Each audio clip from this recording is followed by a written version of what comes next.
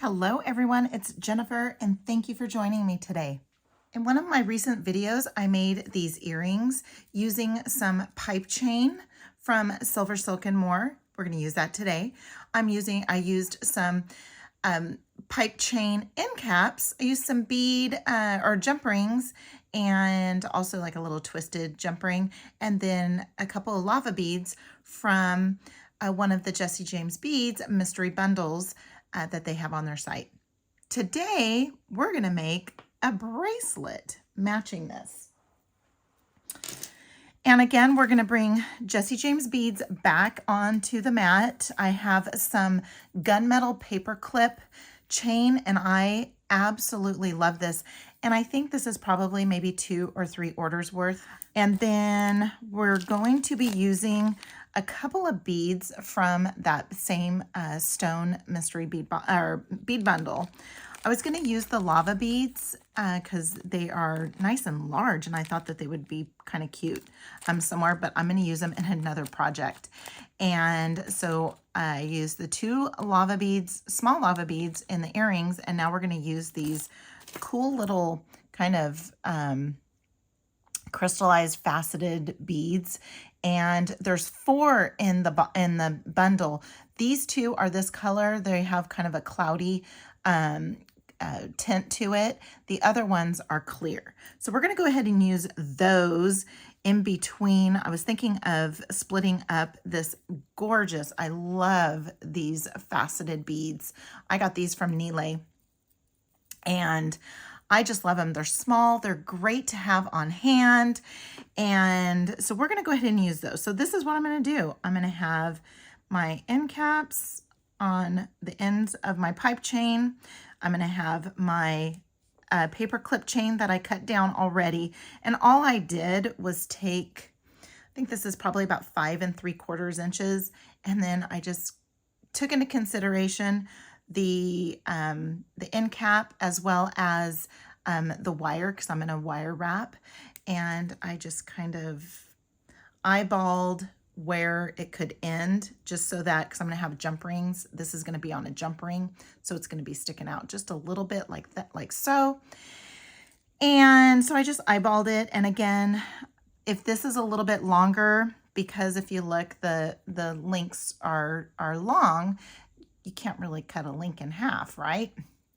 And have it be usable. So I think that would be cool if it was just a little bit of a different length. Then for this here, I'm just going to use some, I love this. I'm going to be using some of this sterling silver extreme flex from Soft Flex Company in the medium size. I use this wire for all of my fine line. I have some fine line jewelry that's all sterling silver and gold filled material, and I use these as well as their sterling silver crimp tubes, 2x2 crimp tubes, and I absolutely love it. And I use my Soft Flex for anything I can. I have it also in a champagne color for the gold, and we're going to be using that. We're also going to be using some 20 gauge, and this is craftwire from Soft Flex as well. And we're going to be using the silver color, the nice bright silver color. And the reason why I chose this was because I, rather than using the craft wire, because I could use the craft wire to stuff in the pipe chain as well, but I just kind of wanted to have it to where you can form it around your wrist as well. This is dead soft wire, so it is easily, you can bend and move and do whatever you need to do with it. I do have these really large, thick jump rings, and that's what I was going to attach at the ends. Then bringing some more JJB into the mix here, I thought that I would use this. Let me open it up. This is one of their, this is black crystal, and I can't remember exactly what it's called, but I'll put a link to it in the description, whether I use it or not, if they still have some available. But this is a metal or magnetic clasp. And so I thought that I would use that on the end. And I thought the black with the silver, it would be kind of cute. And if I don't want to use the black, I have silver on hand too. or I could just use a clasp. But we'll see once we get there. The first thing I want to do is I want to go ahead and assemble my pipe chain with the wire and my end caps. So let's go ahead and get this out of the way here. We already know that that is good. All right, so the first thing I want to do is I am actually going to work from the spool. I'm going to stuff my pipe chain, and that's what pipe chain is. If you didn't catch my other video, this is like a silicone rubber tubing and knee-lay wire wrapped over it. And so you can stuff it with, this is 20 gauge and it's going in perfectly fine. You can stuff it with maybe like a 0.5 millimeter leather. You can use the beading wire. There's so many things you can do. But I'm going to go ahead and I am going to work from the spool so that I don't have a whole lot of waste. And then I'm just going to prime the ends, and that's just making sure I don't have any wire fuzzies, which I did check already. And the way to get the wire fuzzies, the knitted section doesn't fray, but you can just grab your little wire fuzzies that way. And now what I'm going to go ahead and do is just insert one of my pipe chain end caps. And it doesn't matter where it's at because I'm working from the spool. So now we're going to go ahead and I want to do a wire wrap loop so that it is a little bit protected as far as, so it won't come apart. You just get, I mean, I do like a good simple loop, but I also do like the security of the wire wrapping. And so let's just go ahead and get that all nice and centered. Come in with my chain nose pliers, and I always just start it off just to get it locked in place. And with the other side, I will explain what I'm doing here. And I usually go around 3 times.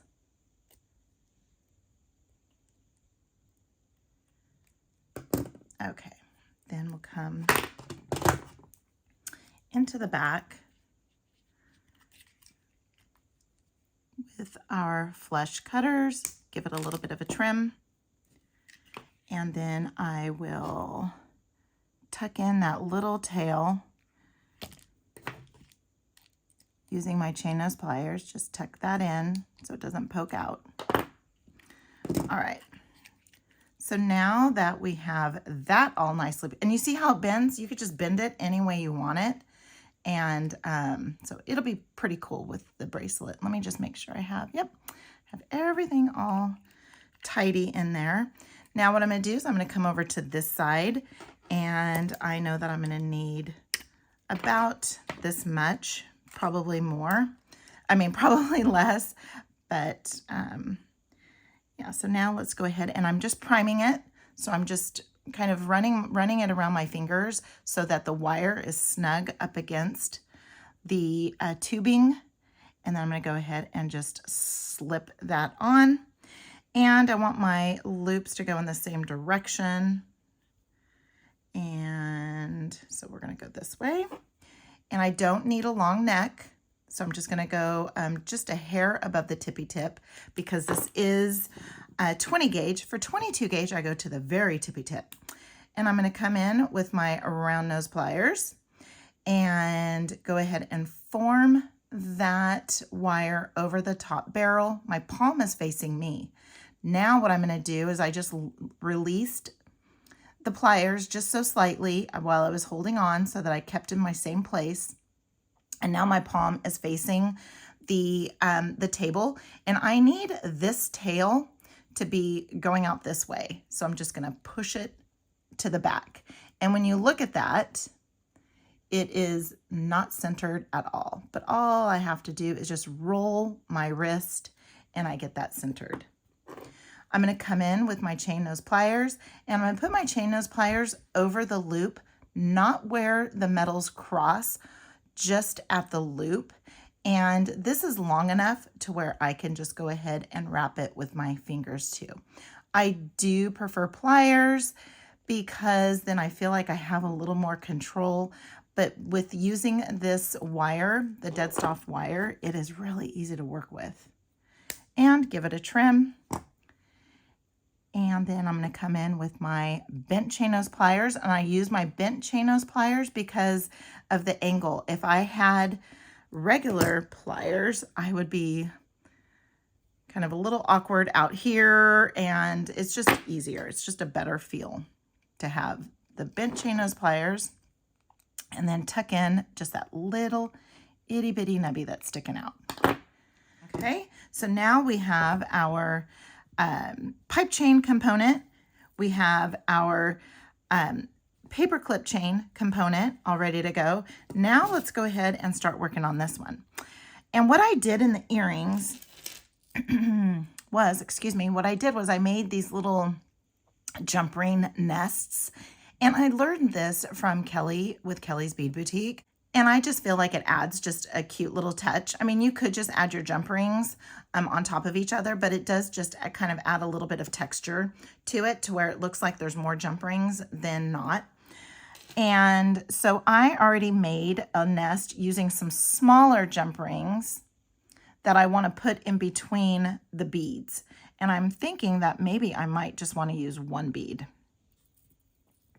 Then, so what I'm going to do is go ahead and make up the next one. And what I do is I look at my jump rings, and that one's pretty closed. So I kind of want to use the ones that are mostly closed for that very first, for the first one that I'm going to go through, because I don't like to open and close them. This one here is just kind of not a really good jump ring.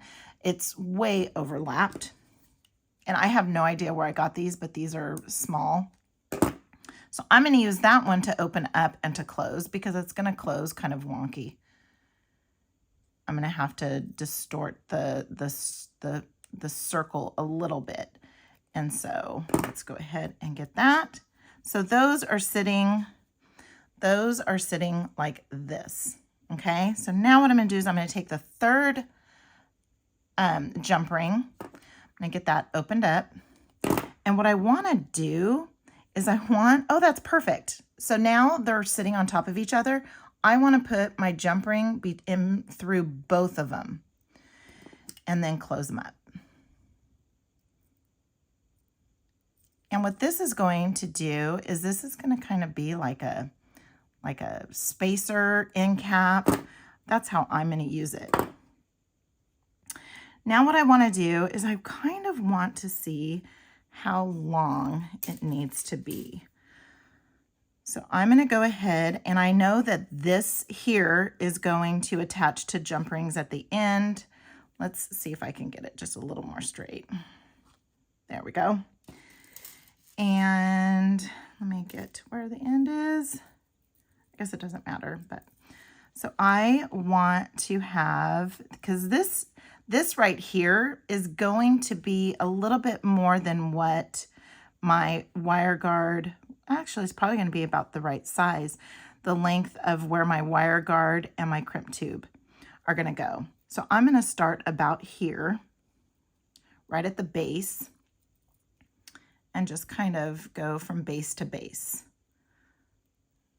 So I do want it to kind of be a little dangly. So this is about what I'm going to need. This here, I'm going to put that up against here, and that is about 4 beads, almost. It's about 4 beads. And so what I want to do is I'm going to deduct 1, 2, 3, 4, because you have to also remember that I am going to be putting these on too. So it was a little bit less than 4 beads. And then I'm just going to go ahead, and when I snap them, they're going to fly. Okay, so that's okay. Okay, then I'm going to put the rest in here for safekeeping until I can get that tied off. Okay, safekeeping in there. Aren't these beautiful? Just love them. All right, so now what I'm going to do is I'm going to bring in my extreme wire, or extreme flex beading wire, and I'm going to work from the spool because I don't like to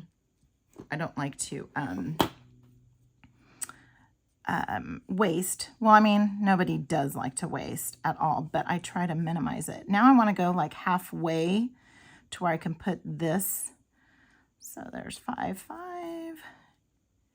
and there's 5. And if it's not exact, that's okay. 5, 5, and then we have 5. There's 5. Oh, and there's 3. And there's 3. I don't know how we did that, but we did it. All right, so I'm going to go ahead and start stringing these on, and I will come back when they're all done.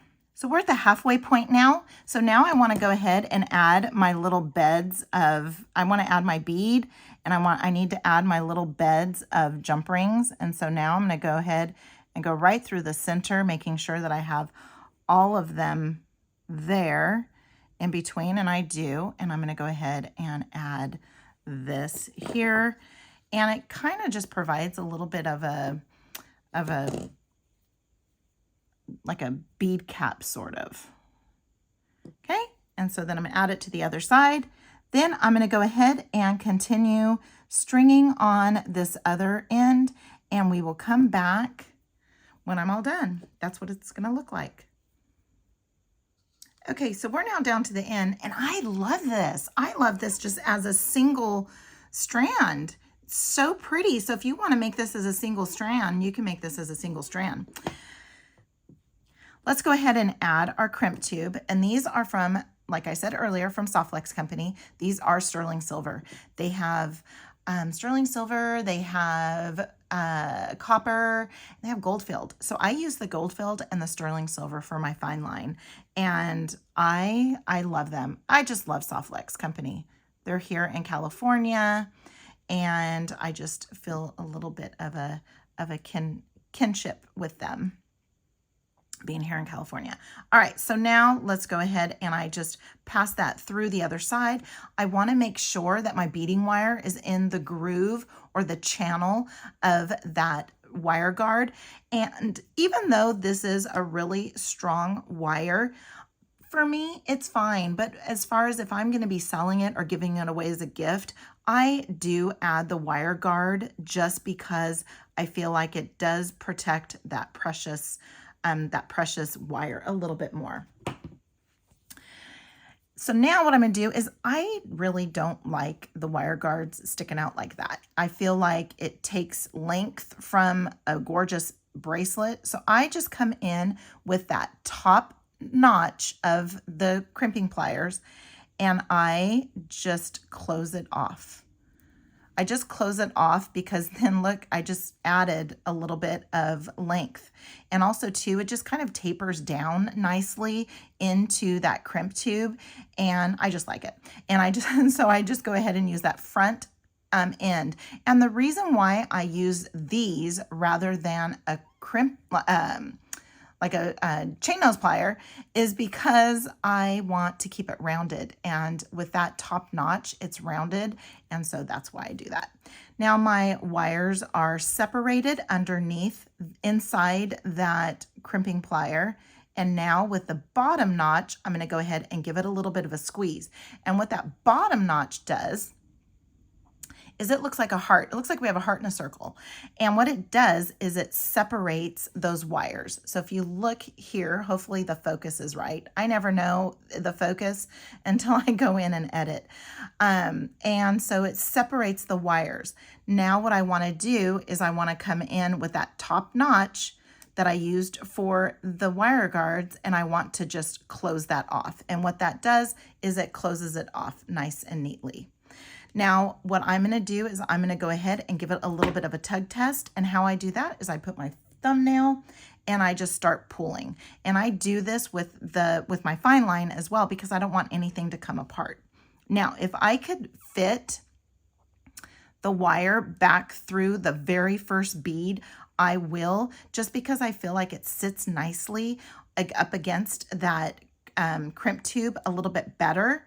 And then I will come in with my cutters and just get as close as I can down to that bead and trim that off. And that's why I do that. So it sits nicely up against that crimp tube. Now we have this other side. So now I'm going to go ahead and pull off about that much. And again, this is just to minimize any waste. And you can't eliminate, but if I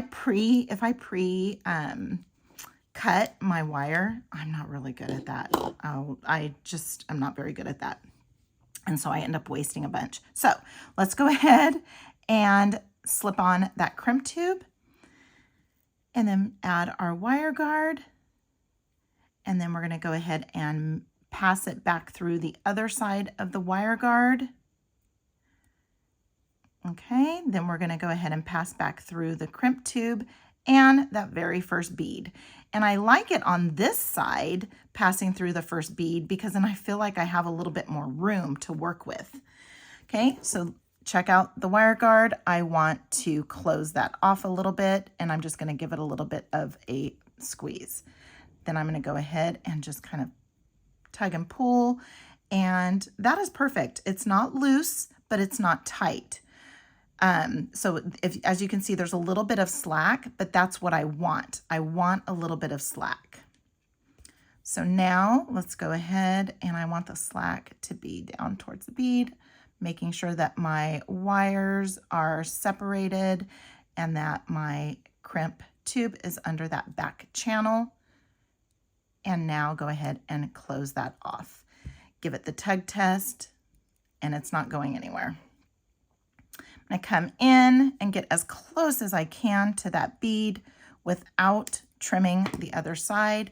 And sometimes when you have a little nubby, all you got to do is just tuck it in. So we have that there. Let's go ahead and add our component. Let's see how the lengths are on that, because I want them to be about the same.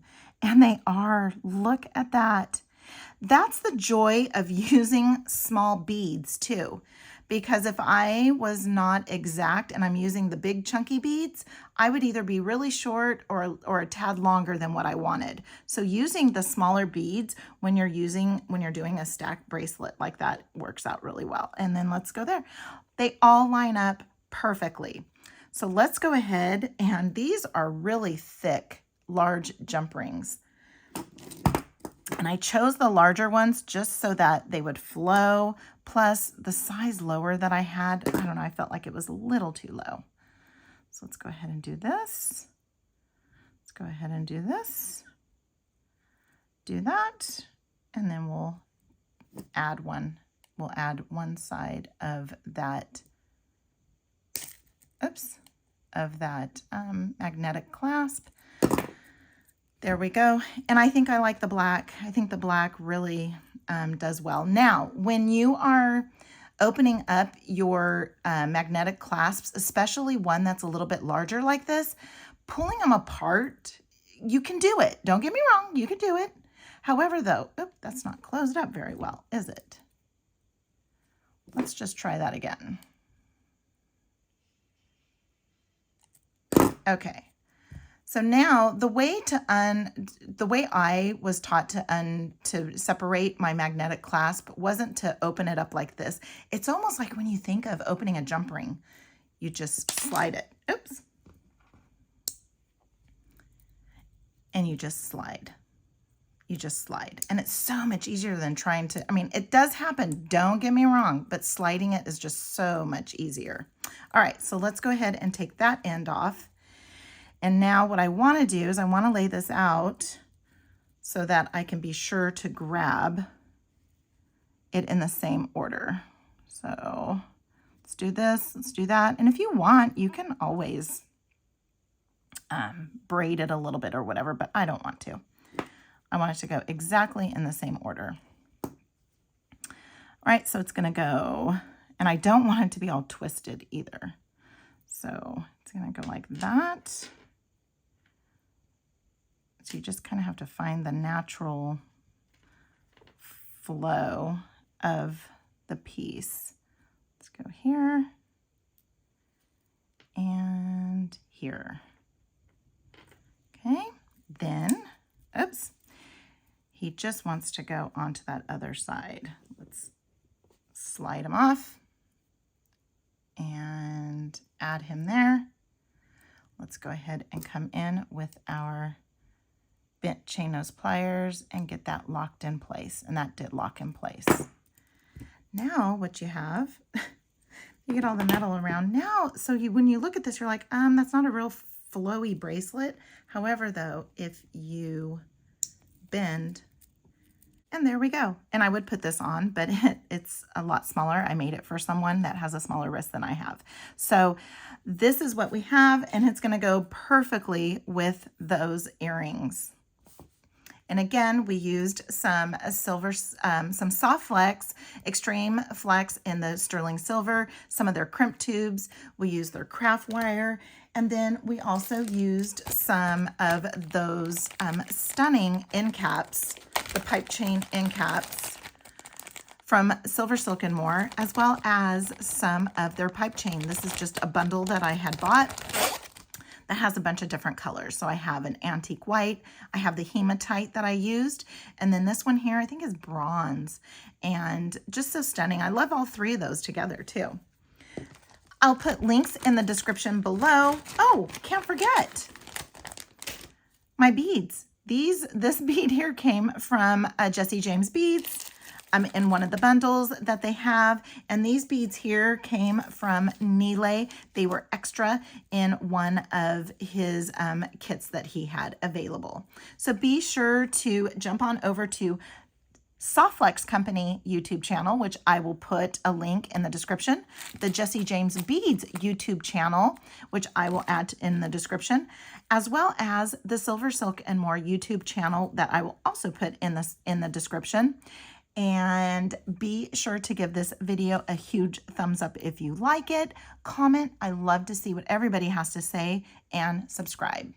And until next time, have a good one.